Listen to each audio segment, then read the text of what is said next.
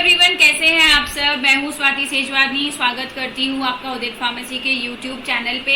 लेके आई हूं आपके लिए PYQ सीरीज का पार्ट 2। हम लोग सॉल्व कर रहे हैं pharmacy, law and ethics subjects के PYQ यानी कि प्रीवियस ईयर क्वेश्चंस, जिसमें हमारा चल रहा है पेपर 2024 का। 2025 का पेपर तो हम सॉल्व कर चुके हैं।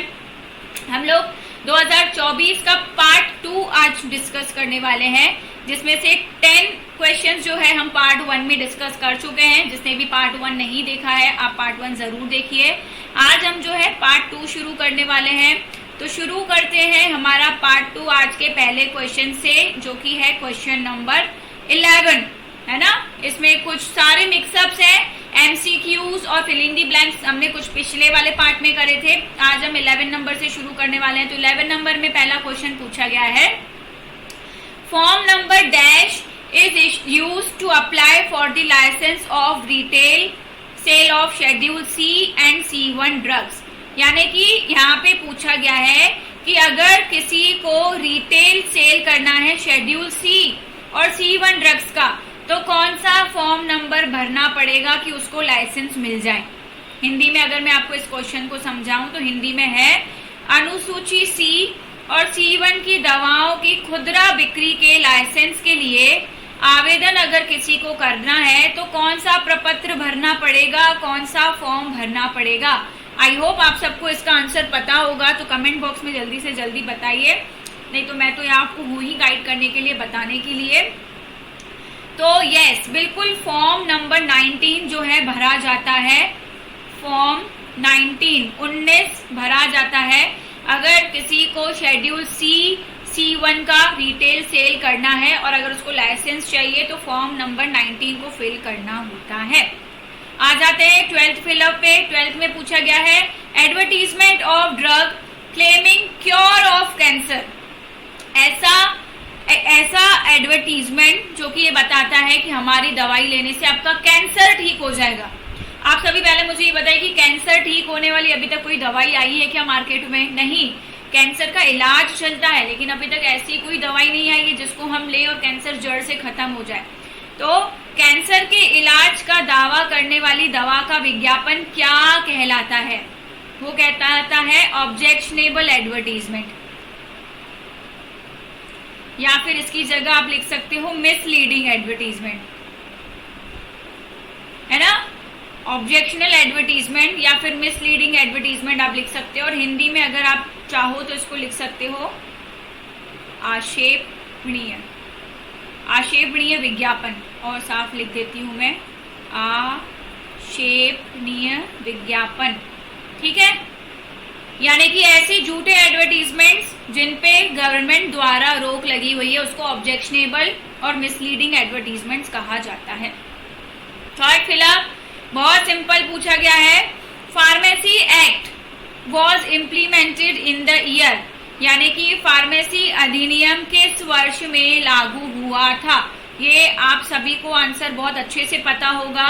ये आया था 1948 में, लेकिन कई बार स्टूडेंट्स कंफ्यूज हो जाते हैं, ठीक है। पिछले साल की जो पेपर हुआ था उसमें काफी सारे स्टूडेंट्स कंफ्यूज हो गए थे।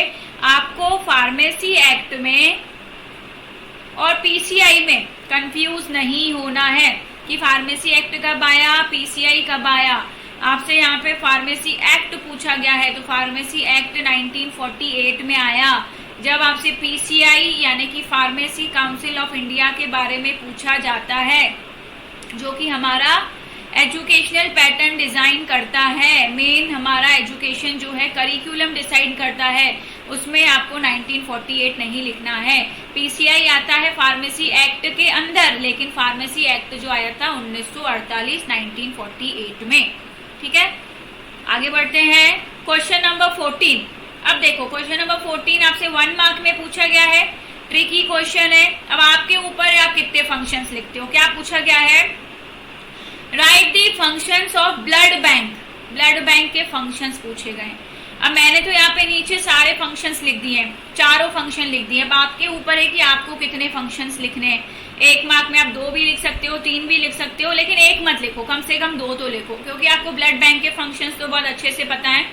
सबसे पहला फंक्शन होता है ब्लड बैंक का कलेक्टिंग ब्लड, यानी कि ब्लड को कलेक्ट करना। कहाँ से? जो भी ब्लड डोनर है, जो भी ब्लड को डोनेट कर रहा है during the blood donation camps, उनका ब्लड कलेक्ट करना, उस रक्त को संग्रह करना, ये ब्लड बैंक का काम होता है। फिर आता है टेस्टिंग एंड स्क्रीनिंग, यानी कि उन जो ब्लड हमने कलेक्ट कराया है उसकी टेस्टिंग करना। टेस्टिंग क्यों करना? अगर उस ब्लड में कोई बीमारी रही, कोई डिजीज रही, सपोज एड्स रहा, ठीक है, या कोई और बीमारी रही, तो उसको जब हम किसी हेल्दी इंडिविजुअल में चढ़ाएंगे, किसी सही इंडिविजुअल में चढ़ाएंगे, तो उस पर्सन को अगर एड्स है तो दूसरे जिसको हम चढ़ा रहे हैं उसको भी तो एड्स हो जाएगा। तो इसके लिए जो भी ब्लड कलेक्ट करा गया है उसकी टेस्टिंग करी जाती है, फिर उसकी स्क्रीनिंग करी जाती है। स्क्रीनिंग मतलब उसका एनालिसिस किया जाता है कि इसमें कोई बीमारी तो प्रेजेंट नहीं है। फिर थर्ड फंक्शन आता है कंपोनेंट सेपरेशन। अब ब्लड में कितने कंपोनेंट्स होते हैं? ब्लड में होता है आपका WBC, RBC होता है, प्लेटलेट्स होते हैं, प्लाज्मा होता है, तो इनको कहा जाता है कंपोनेंट्स ऑफ ब्लड। तो कई बार क्या किया जाता है, इन ब्लड्स के कंपोनेंट्स को सेपरेट किया जाता है, अलग अलग किया जाता है, क्योंकि कई बार किसी पर्सन को ब्लड कंपोनेंट्स की जरूरत होती है। किसी में RBC की कमी होती है तो ब्लड बैंक से ले सकते हैं, प्लाज्मा चाहिए, प्लेटलेट्स चाहिए तो ले सकते हैं। तो तीसरा इंपॉर्टेंट फंक्शन क्या होता है ब्लड बैंक का? कंपोनेंट्स का सेपरेशन। और कंपोनेंट्स क्या है? ये सारे आपके कंपोनेंट्स हैं ब्लड के, जो ब्लड में प्रेजेंट रहते हैं। फोर्थ फंक्शन है स्टोरेज, यानी कि जो भी ब्लड या ब्लड कंपोनेंट्स इकट्ठा किया है उनको प्रॉपर तरह से स्टोर करके रखना। और इन्वेंट्री का मतलब होता है स्टॉक, प्रॉपर स्टॉक मेंटेन करके रखना, ताकि जब भी कोई इमरजेंसी सिचुएशन आए, जिस भी ब्लड ग्रुप की हमारे पास डिमांड आए, तो हम वो ब्लड ग्रुप सप्लाई कर पाए, है ना, वो ब्लड हम सप्लाई कर पाए। तो स्टॉक हमारे पास प्रॉपर होना चाहिए, कभी शॉर्टेज नहीं होनी चाहिए। तो ये 4 इंपॉर्टेंट फंक्शन है ब्लड बैंक के। 1 मार्क में पूछे गए, आप चाहे तो 2 भी लिख सकते हो, 3 भी लिख सकते हो, 4 लिखोगे तो बहुत बेहतरीन हो जाएगा। आगे आते हैं 15th क्वेश्चन पूछा गया है DMA से। DMA जिसे हमने डिजास्टर मैनेजमेंट एक्ट नाम से पढ़ा था।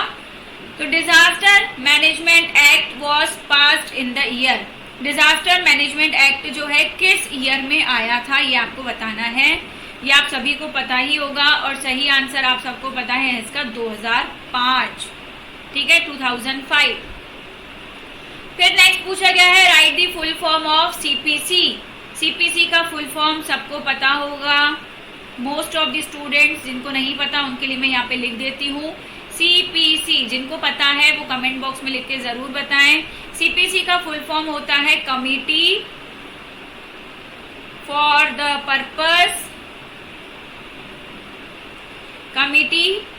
The purpose of control and supervision, committee for the purpose of control and supervision of experiments on animals. यानी कि नाम से समझना तो फुल फॉर्म खुद ही याद हो जाएगा अगर समझ के याद करोगे तो। ऐसी कमिटी जिसका पर्पस क्या है, एनिमल्स पे जो भी एक्सपेरिमेंट्स हो रहे हैं उनको कंट्रोल करे और उनको सुपरवाइज करे, यानी कि उसकी देखरेख में, उसकी निगरानी में। क्यों बनाई गई है ये कमेटी? ये कमेटी इसलिए बनाई गई है ताकि एनिमल्स पे, देखो पेन चेंज कर लें, ये कमेटी इसलिए बनाई गई है ताकि एनिमल्स को किसी भी तरह का अननेसेसरी पेन ना हो, यानी कि बेवजह का दर्द ना हो, अननेसेसरी सफरिंग ना हो, यानी कि बेवजह की पीड़ा ना हो। कब? जब उन पे एक्सपेरिमेंट्स करे जाते हैं, है ना। तो जो एनिमल्स को एक्सपेरिमेंट्स में यूज किया जाता है, उनकी देखरेख, उनकी निगरानी, उनकी रक्षा कौन करेगा? उनकी देखरेख, उनकी निगरानी, उनकी रक्षा के लिए इस कमेटी को बनाया गया है, जिसका नाम है CPC। ये जो CPC है इसका नाम बदल के अब CCE कर दिया गया है। तो ये भी क्वेश्चन 1 मार्क में पूछा जाता है कि CPC का नाम बदल के क्या कर दिया गया है। तो CPC का नाम बदल के CC किया गया है, इसमें से P हटा दिया गया है नाम को और सिंप्लीफाई करने के लिए, ठीक है।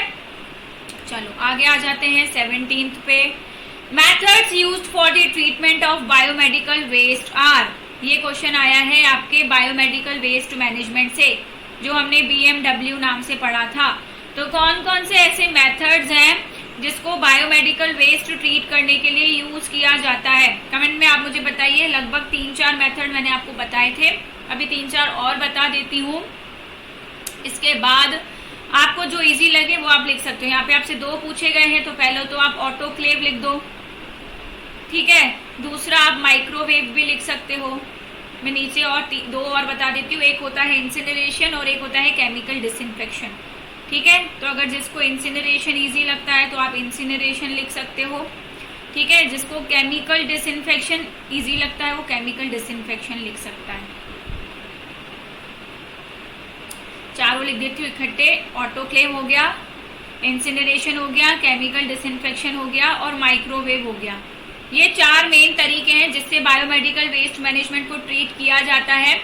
आप इन चारों में से चाहो तो कोई भी 2 लिख सकते हो, क्योंकि 2 ब्लैंक्स दिए हैं। और आप जब आंसर के फॉर्म में इसको लिखोगे तो बिल्कुल आंसर के फॉर्म में तो जितने आपको चारों चाहिए हो, 5 अगर आपको आते हो और भी, तो आप उसको फ्लो चार्ट या डायग्राम के फॉर्म में भी बना के लिख सकते हो। आ जाते हैं हमारे नेक्स्ट 18th क्वेश्चन पे।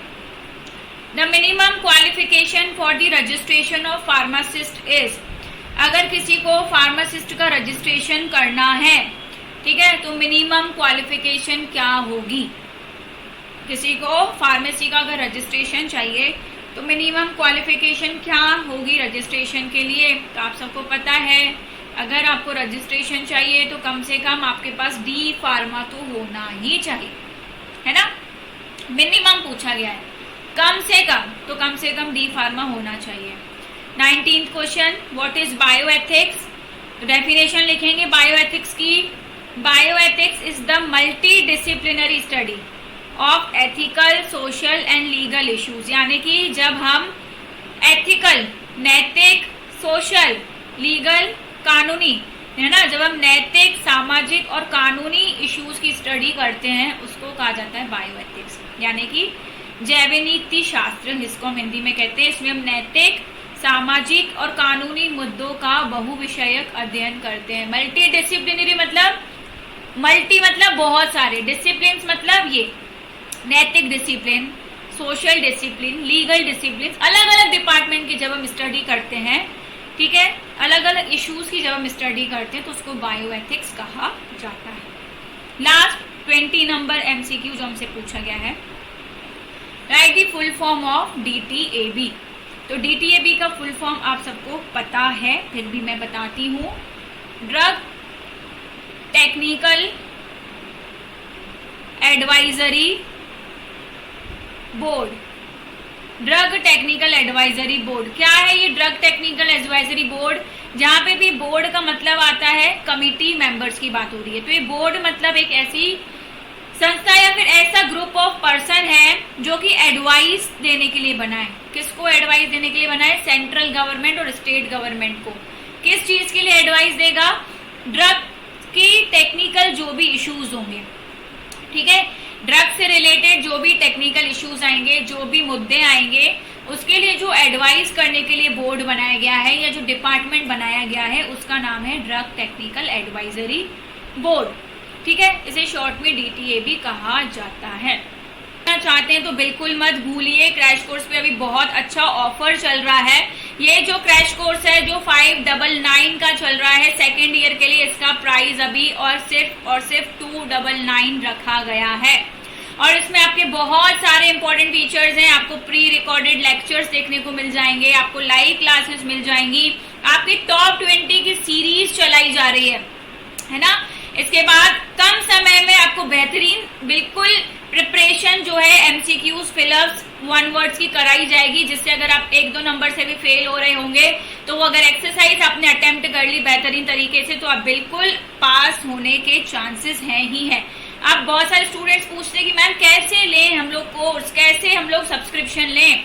तो आपको प्ले स्टोर में जाना है, उदित फार्मेसी क्लासेस टाइप करना है। ऐप को इंस्टॉल करने के बाद आपका नंबर डाल के साइन इन कर लेना है, ठीक है। सारे कोर्सेज आपके पास आ जाएंगे, आप नीचे दिया गया हो कोई भी कोर्स खरीद सकते हो, ठीक है। अगर आपको कोई भी दिक्कत आती है, नीचे नंबर दिया हुआ है, सुबह 8 से शाम के 6 बजे तक आप कांटेक्ट करिए, बिल्कुल आपको हेल्प मिलेगी। तो यहाँ पे होता है आपका पार्ट 2 कंप्लीट, यानी कि पूरा आपका पार्ट C पेपर का जो है 2024 का उसमें कंप्लीट होता है। नेक्स्ट पार्ट में हम शॉर्ट आंसर्स को कवर करने वाले हैं, तो देखना मत भूलिएगा।